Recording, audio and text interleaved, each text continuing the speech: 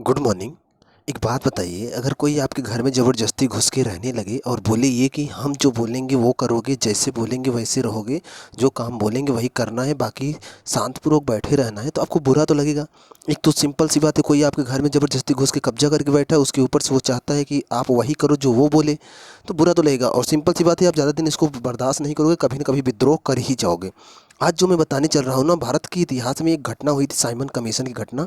उसमें ऐसा क्या हो गया था जो इतना भयानक विद्रोह हो गया था, उसी कहानी को थोड़ा समझेंगे। ध्यान से अपनी बात में, अपने दिमाग में बात बैठा लीजिएगा। हम कहानी के रूप में समझेंगे और उस कहानी में जो भी चीज़ें बताई जाएंगी उस कहानी को घटना के साथ जोड़ के याद कर लीजिएगा।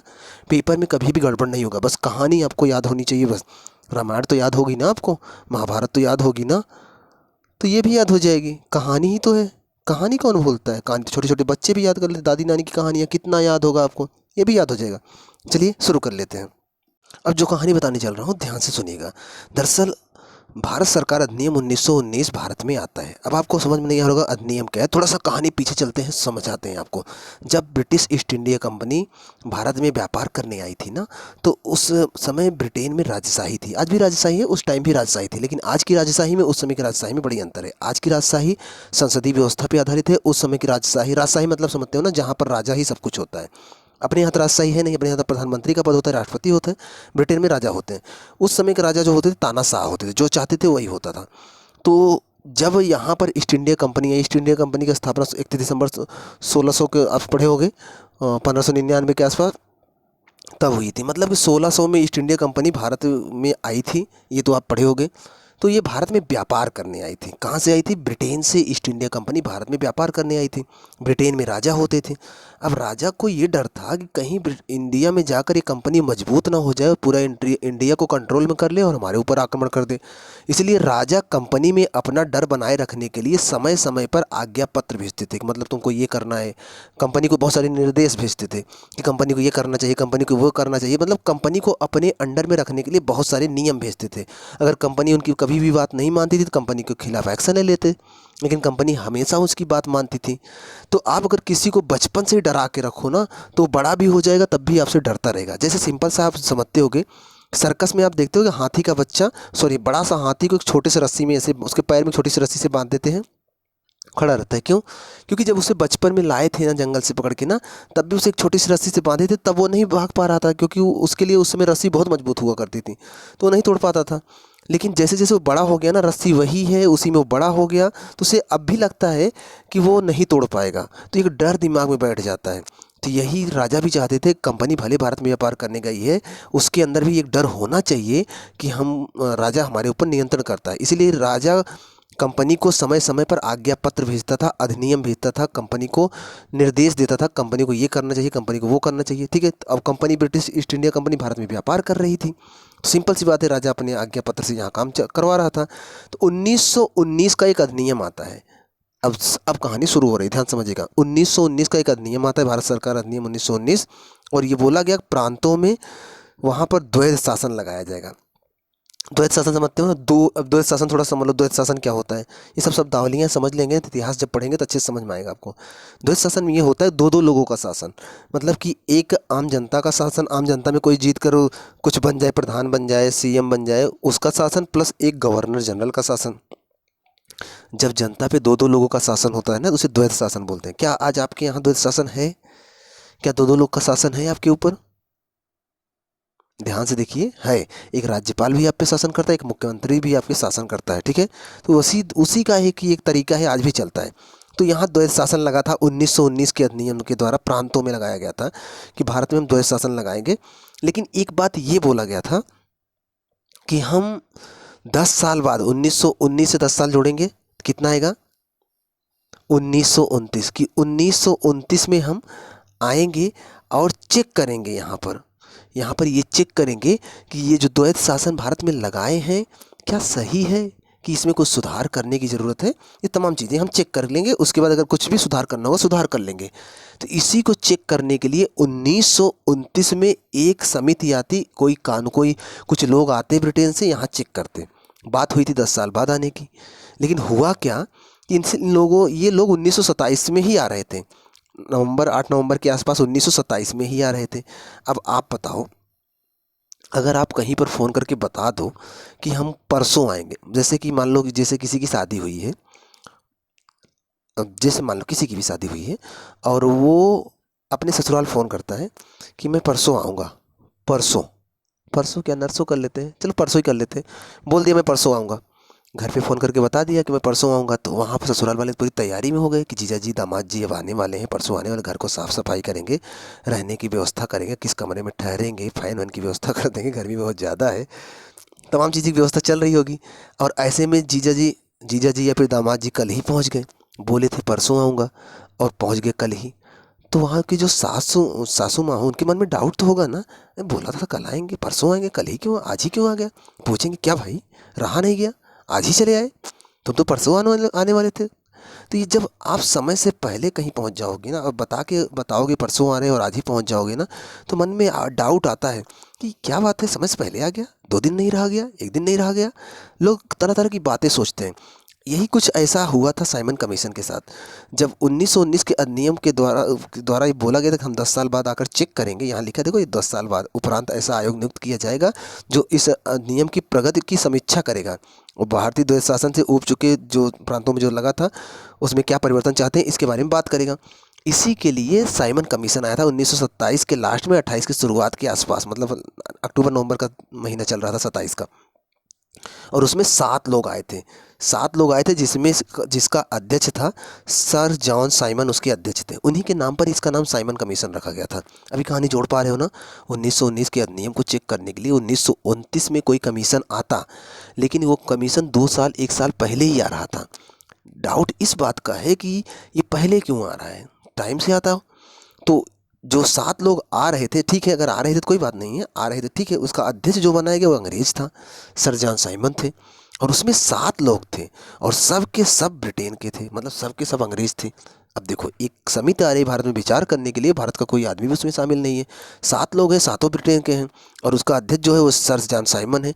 इसमें सभी अंग्रेज थे, इसलिए इसका एक नाम बदल के रख दिया गया श्वेत कमीशन।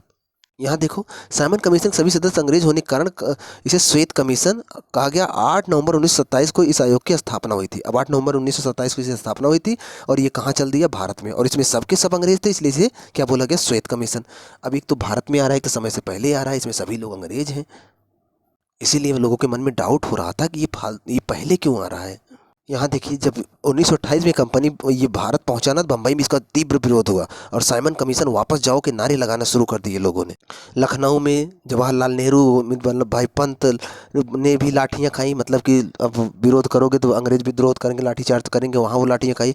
लाहौर में लाला लाजपत राय को 1928 में इतनी भयानक तरह से लाठियों से पीटा गया कि उनकी मौत तक हो गई। और वो मरते हुए एक वाक्य बोल के गए थे, जो कि पेपर में एक बार आ भी चुका है, ध्यान सुन लीजिए उस वाक्य को। उन्होंने कहा था कि मेरे ऊपर जो लाठियों के प्रहार किए गए हैं, एक दिन वही ब्रिटिश साम्राज्य के ताबूत की कील साबित होगा। मतलब ये बोला था इन्होंने कि मेरे ऊपर पड़ी लाठियों की एक एक चोट अंग्रेजी साम्राज्य के ताबूत की कील साबित होगी। ताबूत होता है, जानते हो गया, ऐसा होता है, इसमें जब लोग मर जाते हैं तो इसी में दफना देते हैं ना। तो ये ताबूत जब बंद करते हैं तो ऊपर से कील मार देते हैं, ताकि अगर मान लो जिंदा हो जाए ना, निकल के बाहर ना आए या फिर कभी भूत या चुड़ैल बन जाए तो भी बाहर ना आ पाए, इसलिए कील मार देते हैं। तो इन्होंने कहा कि अगर मेरे ऊपर जो लाठियों की चोट इन लोग मारे हैं ना, यही एक दिन अंग्रेजी साम्राज्य के ताबूत की कील साबित हुई। किसने कहा था, लाला लाजपत राय ने, क्योंकि उनको लाठियों से पीटा गया था। कहाँ पीटा गया था, लाहौर में। अच्छा, एक बात और बताओ, नेहरू जी कहाँ लाठी खाए थे और गोविंद बल्लभ पंत ये लोग खाए थे लखनऊ में, ठीक है, कभी कभी क्वेश्चन बनता है, ध्यान रखना है इसको। अच्छा, एक बात है, कुछ लोग इसका समर्थन भी कर रहे थे, जैसे आप देख लो, कमी नहीं है ना, अपवाद हर जगह होती है। कुछ लोग जिसको मानते रहेंगे ना, तो कुछ लोग उसके खिलाफ में हो ही जाएंगे। कोई कितना भी अच्छा रहे, अगर उसके बहुत चाहने वाले हैं तो कुछ लोग ऐसे ही नफरत करने लगते हैं, इसको कैसे इतना लोग चाहते हैं, इसलिए नफरत कर रहे हैं कि इसको इतना लोग चाहते क्यों हैं। वही चीज़ थी, जब कुछ लोग इसके खिलाफ, इतने लोग, पूरा देश के खिलाफ था ना, तो मद्रास की जस्टिस पार्टी, पंजाब की यूनियनिस्ट पार्टी और मुस्लिम लीग तो जानते हो, मोहम्मद अली जिन्ना जिंदाबाद थे। ये लोग इसका इसका वो मतलब विरोध नहीं करते, कहते ठीक है, कोई बात नहीं, अंग्रेज है तो क्या हुआ, अंग्रेज पढ़े लिखे हैं, हम लोग तो पढ़े लिखे हैं नहीं आए ये लोग जो भी नियम बनाएंगे हम मान लेंगे, ठीक है। मारपीट होने के बाद आखिर साइमन कमीशन भारत में आ ही गई और उसने 27 मई 1930 को अपनी रिपोर्ट दी और रिपोर्ट प्रकाशित की, जिसकी कुछ सिफारिशें थी। मतलब क्या दिया अपने रिपोर्ट में, उसको देखते हैं, यहाँ से क्वेश्चन भी बनते हैं कभी कभी। इन्होंने कहा कि 1919 के भारत सरकार अधिनियम के तहत लागू की गई द्वैध शासन व्यवस्था को समाप्त कर दिया जाएगा और उत्तरदायी शासन एक स्थापित की जाएगी। मतलब ये बोला कि जो द्वैध शासन व्यवस्था 1919 का नियम से हम लगाए हैं उसको समाप्त करेंगे, एक नई दूसरी शासन व्यवस्था शुरू करेंगे। और एक दूसरा पॉइंट बड़ा इंपॉर्टेंट था, भारत के लिए एक संघीय संविधान होगा। ध्यान समझिएगा, जो संविधान 1946 के कैबिनेट मिशन के बाद कैबिनेट मिशन योजना के तहत बनाया गया था ना, अगर भारतीय विद्रोह ना किए होते, थोड़ा सा समझदारी दिखाए होते, तो शायद वही संविधान 1930 में ही बनने की प्रक्रिया शुरू हो जाती। क्योंकि 1930 में तो इन्होंने रिपोर्ट दिया है, 1930 में ही संविधान बन जाता। उसके बाद हो सकता है 1932-33 तक हम लोग आज़ाद हो जाते, अगर थोड़ी सी समझदारी दिखाई गई होती तो। लेकिन होता है ना, कभी कभी जब जो लोग हमेशा लूटते रहते हैं, मारते रहते हैं ना, और वो लोग कितना भी सही बोले, भरोसा नहीं होता है ना। ये तो बोले कि हम भारत में एक संघीय संविधान की स्थापना करेंगे, लेकिन इतना विरोध हुआ कि ये लोग लौट गए। कुछ चीज़ें और थी, जैसे कि उच्च न्यायालय को भारत सरकार के नियंत्रण में कर दिया जाए। उच्च न्यायालय 1935 में स्थापित हो गया था, 1935 का अधिनियम के तहत भारत में स्थापित हो गया था 1936-37 तक। और ये भी बोला गया कि वर्मा, मतलब जो अभी म्यांमार है, को भारत से विलग कर दिया, विलग समझते हो ना, अलग कर दिया जाए, ये भी बोला गया था। और ये भी बोला गया था 1937 में, आप अगर पढ़े होगे ना, तो 1936-37 तक बर्मा को भारत से अलग कर दिया गया था, तथा उड़ीसा और सिंध को मिलाकर अलग प्रदेश बना दिया जाए, ये बोला था इन्होंने। कुछ अच्छी बातें और भी बोली थी। प्रांतीय विधानमंडलों में सदस्यों की संख्या बढ़ाया जाए और गवर्नर जनरल अल्पसंख्यक जातियों के हित में विशेष ध्यान दे। अल्पसंख्यक समझते हो ना, जो संख्या में कम हो, जिनके साथ जाति हो रही हो, जिनके साथ शोषण हो, जिनका हो रहा हो, उनकी सुरक्षा के प्रति उनके विशेष हितों के बारे में ध्यान दिया जाए। उन्होंने ये बोला जो 10-10 वर्ष बाद हम आकर चेक करते हैं कि आगे क्या बदलाव करना है, क्या करना है, उसको समाप्त किया जाए और भारत के लिए एक लचीला संविधान बना दिया जाए। मतलब कि 1930 का ही साइमन कमीशन ने कहा कि भारत के लिए एक संविधान बना दिया जाए। लेकिन विद्रोह इतना चल रहा था ना, किसी ने साइमन कमीशन की रिपोर्ट को ध्यान से पढ़ा भी नहीं, माना भी नहीं। आखिर हार कर साइमन कमीशन वापस लौट गया। फिर से सुन लीजिएगा, 1919 के अधिनियम की जाँच करने के लिए 1928 में साइमन कमीशन आता है, जिसमें कि 7 सदस्य थे, 7, और सब के सब अंग्रेज थे, और जिसका अध्यक्ष था जॉर्ज साइमन। और उसने अपनी रिपोर्ट 1930 में दिया, जिसमें उसने एक संविधान बनाने की बात की। हालांकि इतना विरोध हुआ, लाला लाजपत राय को मौत भी हो गई इसमें, नेहरू जी को भी लाठियां मिली, पंडित गोविंद बल्लभ पंत को भी लाठियां मिली। हालांकि इसकी बात मानी नहीं गई, लेकिन संविधान बनाने की बात की गई।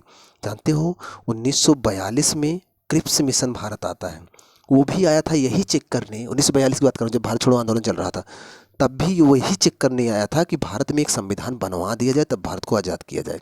लेकिन इतना विरोध हुआ, भारत छोड़ो आंदोलन चल रहा था 1942 में, वो लोग फिर से लौट गए। 1946 में कैबिनेट मिशन भारत आता है, और इस बार एकदम से तय करके आए थे कि संविधान बनवा कर ही लौटेंगे। तीसरी बार था भाई, इस बार आए और संविधान 1946 में कैबिनेट मिशन योजना के तहत भारत में एक अंतरिम मंत्रिमंडल का गठन होता है और संविधान सभा की स्थापना होती है और भारत का संविधान बनता है।